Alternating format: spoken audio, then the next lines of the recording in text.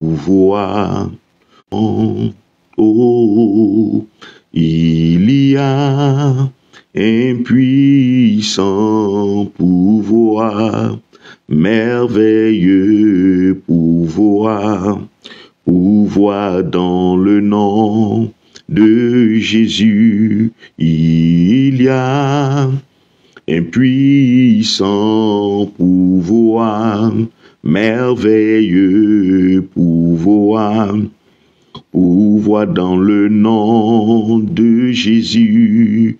Il y a un puissant pouvoir, merveilleux pouvoir, pouvoir dans le nom de Jésus. Il y a un puissant pouvoir, merveilleux pouvoir, pouvoir dans le nom de Jésus.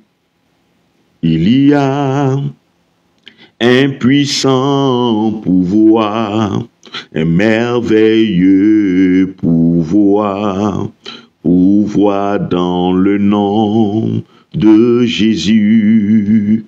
Gloire à l'Éternel, gloire au Seigneur Jésus, notre appui, notre soutien, notre Rédempteur, celui par la grâce de qui nous sommes réunis en ce matin et qui nous accorde dans son immense bonté et amour, fidélité, de pouvoir voir cette semaine. Et nous croyons que par sa grâce, nous terminerons cette semaine dans la joie et l'allégresse.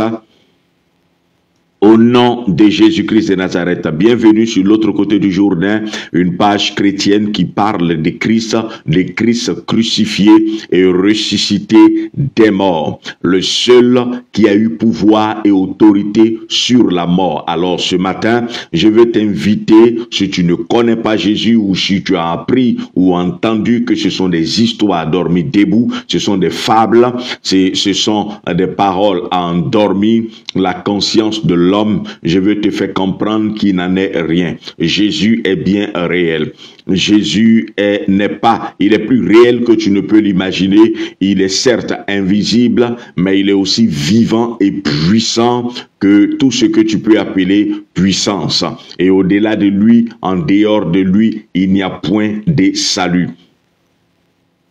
Alors ce matin, je veux t'inviter à le rencontrer de façon personnelle, faire ton expérience personnelle avec le Seigneur Jésus. Et je veux aussi t'inviter, toi qui appartiens à une communauté religieuse, toi qui appartiens à une église, à une communauté, peu importe comment on peut l'appeler, mais qui ne connaît pas réellement le Seigneur, tu y vas parce que tes parents y allaient et t'y ont envoyé.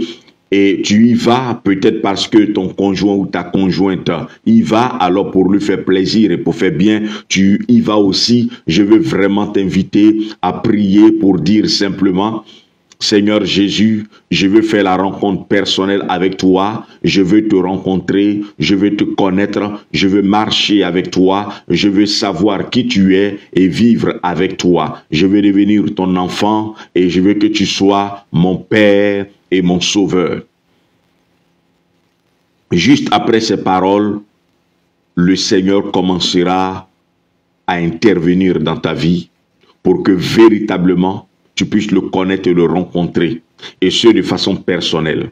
Et je vais aussi t'inviter à chercher véritablement le Seigneur, toi qui as commencé à le suivre parce que tu avais besoin d'une intervention divine. Tu voulais voir sa main et c'est pour cela que tu as commencé à le suivre. Et tout ce qui te préoccupe, c'est que le Seigneur fasse ce pourquoi tu es venu à lui et tu retourneras à ta vie antérieure, à ta vie passée. Bien-aimé, Dieu n'est pas seulement celui qui peut accorder le bonheur. Il n'est pas seulement celui qui peut accorder la paix. Il n'est pas seulement celui qui peut accorder le repos. Il est premièrement celui qui donne la vie et pas une vie qui est temporaire. Car la vie que nous avons aujourd'hui est une vie que nous perdrons tôt ou tard. Peu importe notre degré de spiritualité ou notre capacité à prier pendant des heures. Peu tôt ou tard, nous irons dans notre véritable patrie, car nous sommes étrangers et voyageurs étrangers et voyageurs sur la terre. C'est pourquoi le psalmiste pouvait dire, ne me cache point tes commandements, donne-moi de les connaître afin de les appliquer pour y vivre, pour vivre selon elle, pour marcher selon elle, car la vie s'y trouve. La vie est la vraie vie, la véritable vie se trouve uniquement qu'en Jésus. C'est pourquoi ne viens pas à Jésus pour avoir les bijoux, pour avoir l'argent, car même sans Jésus, il y a des personnes qui ont l'argent, qui ont tout, mais qui ont l'argent sans la vie. Parce que dans l'argent, il y a la vie. Et quand il n'y a pas la vie dans l'argent que nous avons, cet argent, cette somme ne peut pas, quel que soit le montant, nous apporter la joie. Mais quand il y a la vie, et quand la vie accompagne tout ce que tu possèdes ou tout ce que tu as, on peut être dans une maison dans laquelle il n'y a pas la vie. On peut être dans un foyer dans lequel il n'y a pas la vie. Mais quand la vie accompagne ce que nous faisons, ce que nous avons, nous pouvons en jouir. Et pour cela, je vais t'inviter ce matin à rencontrer personnellement et véritablement le Seigneur Jésus. Sur ce, pour tous ceux qui nous suivent pour la première fois, nous nous retrouvons tous les lundis matins dès 5h45 pour recommander notre semaine au Seigneur, pour prier afin que l'Éternel nous garde, nous préserve et bénisse notre semaine. Et pour tous ceux qui nous prennent aussi en cours tous les lundis 5h45 et également tous les derniers jours du mois, nous nous retrouvons à une heure que nous indiquons pour recommander le mois à venir, le nouveau mois au Seigneur et le bénir. Et nous croyons que ce matin, toi qui nous suis pour la première fois, la prière, la proclamation que nous faisons te bénira. Car pour l'instant, nous n'avons pas encore commencé les enseignements. Par la grâce de Dieu, nous le ferons dans les temps à venir, selon que le Saint-Esprit conduira toutes choses. Mais pour l'heure, nous avons quelques 10 minutes de méditation et ensuite de réflexion sur un thème ou du moins un verset que nous prenons et ensuite nous faisons des proclamations pour bénir notre semaine ou pour bénir notre mois. Alors ce matin, nous voulons lire un passage en quelques minutes dans le livre de 2 Chroniques, chapitre 14, 2 Chroniques, chapitre 14, 2 Chroniques, chapitre 14, nous lisons les versets 2 et 5. Mais pour mieux suivre, nous allons commencer à lire à partir du verset 1. 2 Chroniques, chapitre 14, nous lisons les versets 2 et 4, les versets 2 et 5, autant pour moi. Nous lisons les versets 2 et 5, nous lisons les versets 2 et 5, mais nous lirons premièrement, mais nous lirons à partir du verset 1 pour mieux suivre. La Bible dit au verset 1, « Et Abijah s'endormit avec ses pères et on l'enterra dans la cité de David. Et Asa, son fils, régna à sa place. De son temps, le pays fut en repos pendant 10 ans. De son temps, le pays fut en repos pendant 10 ans et Asa fit ce qui est bon et droit aux yeux de l'Éternel. Il ne fit pas ce qui est bon et droit à ses yeux. Il fit ce qui est bon et droit aux yeux de l'Éternel. Nous y reviendrons une prochaine fois parce que quand nous devons faire quelque chose de bon et de droit, ça ne doit pas être à nos yeux. Il faut que ce soit ce qui est bon et droit aux yeux de l'Éternel. Il fit disparaître les autels de l'étranger et les hauts lieux, et il brisa les statues et abattit les achères. Donc, selon les versions, c'est le verset 3 et le verset 5 plutôt. Le verset 3 et le verset 5, mais dans certaines versions, c'est le verset 2. Parce que les deux ont été combinés dans certaines versions. Il fit disparaître les autels de l'étranger et les hauts lieux, et il brisa les statues et abattit les achères. Et il ordonna à Juda de chercher l'Éternel, le Dieu de leur père, et de pratiquer la loi et les commandements. Et il fit disparaître de toutes les villes de Juda les hauts lieux et les colonnes solitaires, et le royaume fut en repos devant lui. Et le royaume fut en repos devant lui. Nous allons lire une deuxième version. La Bible dit au verset 1 de 2 Chroniques chapitre 14, Et Abijah s'endormit avec ses pères, et on l'enterra dans la ville de David, et Asa son fils régna à sa place. De ces jours, le pays fut en repos pendant 10 ans, et Asa fit ce qui est bon et droit aux yeux de l'Éternel son Dieu. Et il ôta, voici le verset sur lequel nous voulons insister, il ôta les autels des dieux étrangers et les hauts lieux, et il brisa les statues et abattit les achères. Verset 4, et il dit à Judas de chercher l'Éternel, le Dieu de leur père, et de pratiquer la loi et les commandements. Et il ôta de toutes les villes de Juda les hauts lieux et les colonnes consacrées au soleil. Et le royaume fut tranquille devant lui. Alléluia.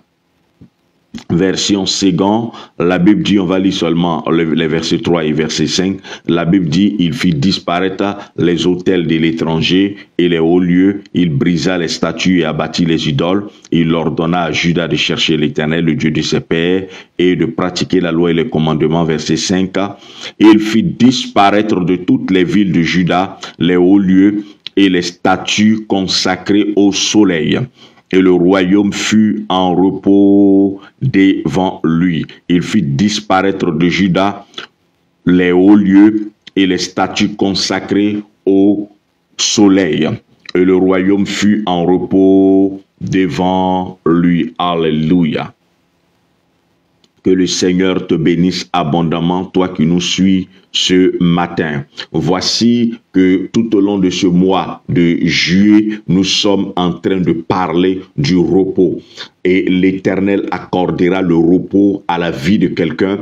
À quel moment est-ce qu'on a besoin de repos? Lorsque nous sommes fatigués. Et si tu étais fatigué, si tu étais véritablement fatigué, le Seigneur t'accordera le repos en ce mois de juillet. Car c'est pour nous un mois de repos où nous voulons nous reposer de toutes nos luttes et nos combats. Pour ceux qui nous ont suivis précédemment, nous avons défini le repos premièrement comme étant l'absence de conflit, de guerre, comme l'absence d'ennemis, comme l'absence de combattants contre nous, comme l'absence de personnes qui nous attaquent ou qui s'opposent à nous, des personnes qui nous font la guerre.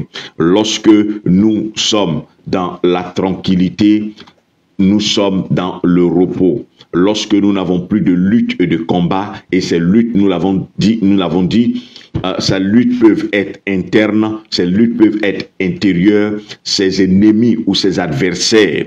Lorsqu'il n'y a pas d'adversité, on parle de repos. Ces adversaires dont nous parlons, ils peuvent être présents, non pas physiquement, mais de façon immatérielle. On peut avoir un adversaire qu'on peut appeler le stress. On peut avoir un adversaire émotionnel. On peut avoir un adversaire financier, etc. Mais lorsque nous n'avons pas d'adversaire, ça et là, à partir de ce moment, nous pouvons parler de repos. Donc, la première définition du repos, c'est cela. Et la seconde définition du repos que nous avons eue à partir d'un passage biblique que nous avons lu, lorsque nous sommes dans la paix et la tranquillité, lorsque nous sommes en paix, paix extérieure et paix intérieure. Alors, quand nous sommes dans la tranquillité intérieure et extérieure, nous pouvons dire que nous sommes dans le repos. Et ici, la Bible dit que le roi a fait disparaître tous les hauts lieux. Les hauts lieux étaient des endroits consacrés, c'était des sortes d'étangs, mais qui se faisaient en général sur les collines et les montagnes, des endroits retirés pour consacrer véritablement ces lieux-là à des divinités étrangères. Étrangères par rapport à la nation Israël. Ce n'étaient pas les dieux des Hébreux, parce que les Hébreux adoraient Yahweh. Et ces dieux étrangers étaient les dieux des peuples étrangers. Voilà, entendez pas dieux étrangers, les dieux des peuples étrangers, qui en réalité n'étaient pas de vrais dieux. Et ce n'étaient pas ces dieux-là qui avaient libéré et délivré Israël. Et la Bible dit, lorsque Asa s'est résolu en lui-même de fait d'abattre, de détruire tous les hauts lieux, de détruire les autels, de briser tout ce qui était idole, statue, le Seigneur lui accorda le repos. Lorsqu'il appliqua la décision d'abattre tous les autels de ces dieux étrangers, de détruire les hauts lieux de ces dieux étrangers, les lieux de culte, les lieux d'adoration, de tous ces dieux qui n'étaient en réalité pas des dieux, l'Éternel a décidé de lui accorder le repos. Alors je veux te dire ce matin, veux-tu que l'Éternel t'accorde le repos? Car un homme peut t'accorder le repos, une chose peut t'accorder le repos, mais tout repos que tu peux avoir sera un repos temporaire, parce que tu pourras te reposer pendant 2 semaines, parce que tu n'as plus une dette, parce qu'une dette qui te poursuivait n'est plus. Mais il y aura une autre chose qui t'emmènera à paniquer et à stresser. Mais quand l'Éternel t'accorde le repos, tu te reposes paisiblement et ce repos demeure. Car le repos de l'Éternel ne dépend pas de ce que nous avons ou de ce que nous n'avons pas. Mais le repos de l'Éternel dépend simplement de la grâce qu'il peut nous accorder. Et nous croyons qu'en cette semaine, l'Éternel accordera sa grâce à quelqu'un afin que quelqu'un qui avait des luttes et des batailles puisse se reposer de ses luttes et ses batailles par la puissance de sa main dans le nom de Jésus. L'Éternel est vivant et il est puissant. Et il est capable à lui seul d'accorder le repos à une famille. Si la famille était troublée, si tu appartiens à une famille qui est troublée, une famille qui souffre, une famille qui est fatiguée, oppressée par un esprit quelconque et que tu es tombé sur ce message, comprends que l'Éternel veut apporter le repos, veut accorder le repos à cette famille à laquelle tu appartiens. Et l'Éternel le fera parce que tu auras cru en lui et tu auras placé ta confiance en lui. C'est pourquoi ne désespère pas et ne te décourage pas. Toi qui entends ma voix ce matin, ne désespère pas et ne te décourage pas. L'Éternel a la capacité d'accorder le repos. Et s'il a permis que tu entendes ce message, c'est parce qu'il veut t'accorder le repos. Alors, reprends courage, sois fortifié et commence à dire cette prière tout à l'heure avec moi. Donc, je vais t'emmener à comprendre ce que Asa a fait.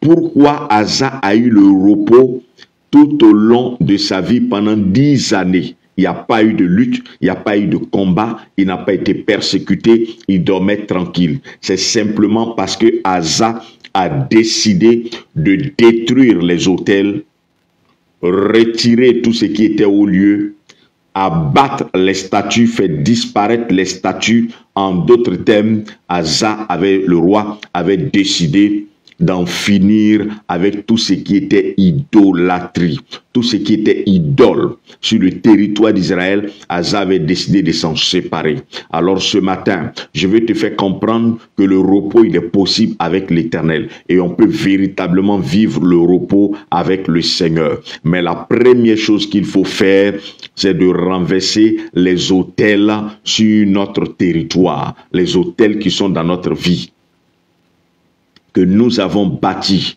ou qu'on a accepté qu'ils soient bâtis dans notre vie. Il faut que ces autels-là soient détruits.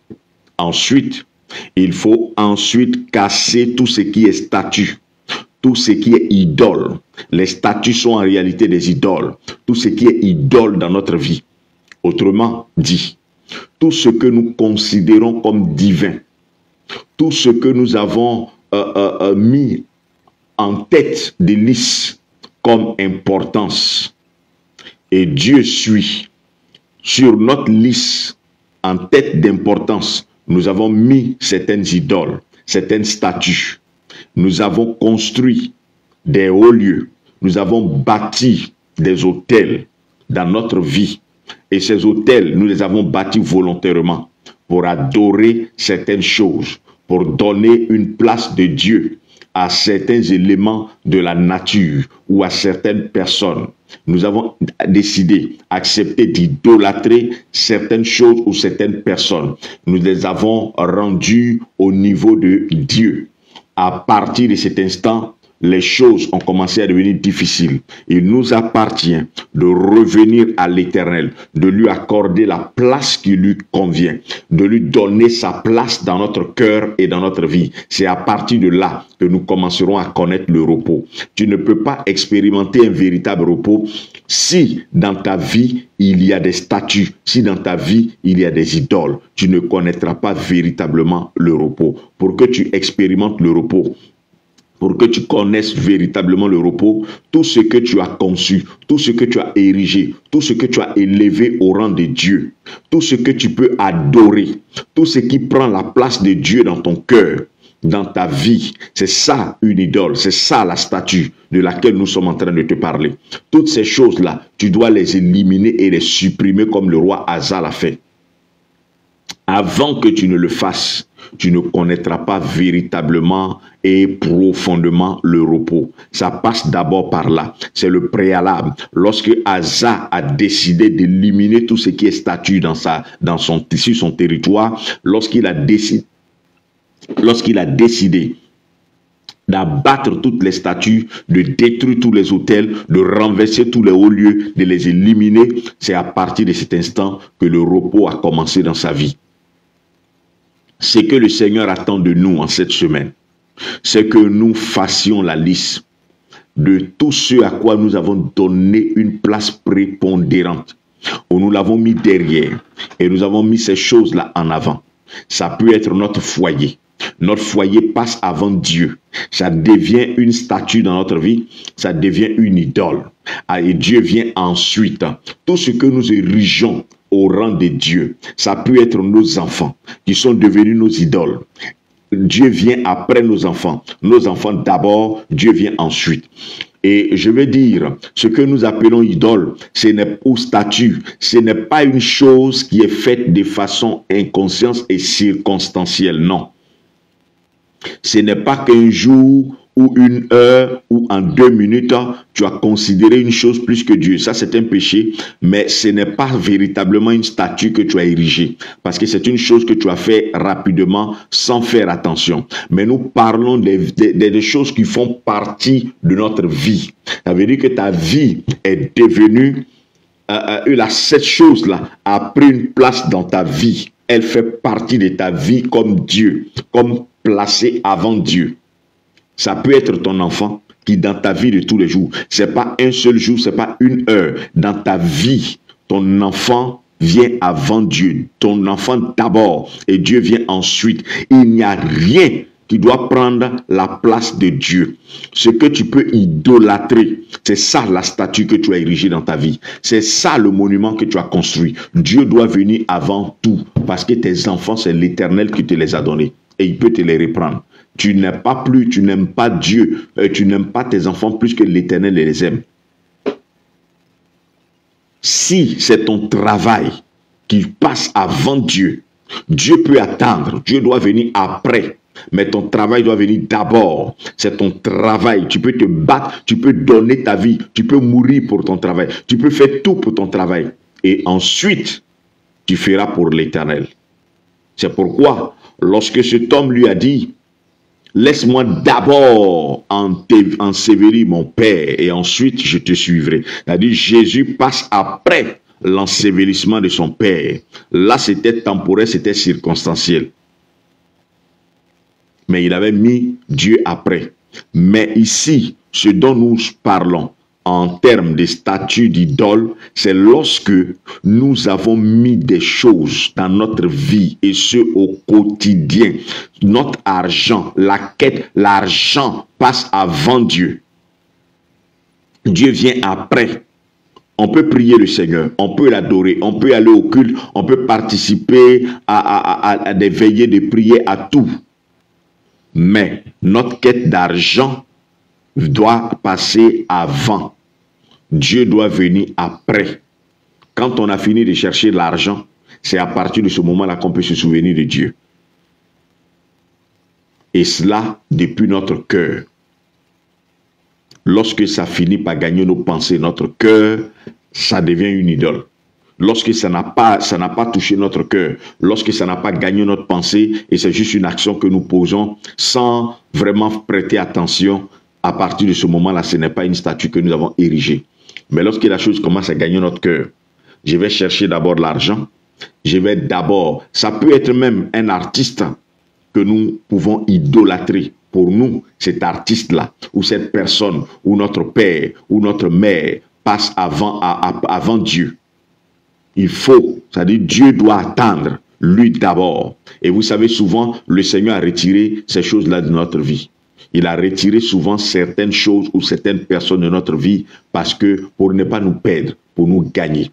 Et si tu ne les retires pas toi-même, ce que tu idolâtres, ce que tu considères comme trop important dans ta vie au point que ça vienne avant Dieu, qu'est-ce que tu peux assez faire? Même un film, une série télé peut prendre la première place dans ta vie. Ça dit que pour ça, pour des séries télé, pour des films, il y en a qui ne vont pas au culte, il y en a qui ne prient pas, il y en a qui ne lisent pas la Bible. Lorsque ça devient ce cas, ça devient une statue, ça devient un monument dans ta vie, ça devient un autel. Il y a une deuxième forme d'autel dont nous ne parlerons pas forcément aujourd'hui. Des autels, des choses que nous avons érigées en Dieu dans notre vie, mais dont nous ne parlerons pas. Nous ne parlerons pas des autels. À une autre occasion, à une autre circonstance, nous reviendrons sur la question des autels, sur le sujet des autels. Mais pour l'heure et pour l'instant, nous voulons parler des idoles, des statues, des choses que nous avons, auxquelles nous avons donné une place importante et qui sont plus que Dieu dans notre vie de tous les jours. Ce sont ces choses-là que nous devons éliminer. Redonner à l'Éternel la première place. Dire qu'à part lui et en dehors de lui, nous ne connaissons pas et nous ne reconnaissons pas d'autres dieux. Lorsque nous redonnerons la place à l'Éternel, la place qui lui convient, la place qui lui sied, à partir de ce moment-là, nous commencerons à connaître et à vivre un véritable repos. Notre vie commencera à être une vie de repos et nous expérimenterons le repos. Alors ce matin, j'aimerais que tu pries avec moi. Nous allons prier le Seigneur. Je veux bénir le Seigneur pour la vie de maman Ghislaine Bernardin. Que la grâce et le shalom de l'Éternel soient avec toi au nom de Jésus. Je n'arrive pas ce matin à voir tous ceux qui sont connectés. Je n'ai pas la possibilité de voir certainement dû à la connexion. Mais vous qui êtes connectés, vous qui vous connectez maintenant, vous qui vous connecterez après, que Dieu vous bénisse abondamment et que son shalom demeure sur vous au nom de Jésus. N'oubliez surtout pas de partager, de liker, de permettre aussi à d'autres personnes de bénir le Seigneur et de prier avec nous. Que Dieu te bénisse abondamment. Nous allons prier le Seigneur. Tu vas dire avec moi, je crois et j'accepte par mes déclarations que l'Éternel, Yahweh, est mon Dieu. Je ne reconnaîtrai point en dehors de lui un autre Dieu.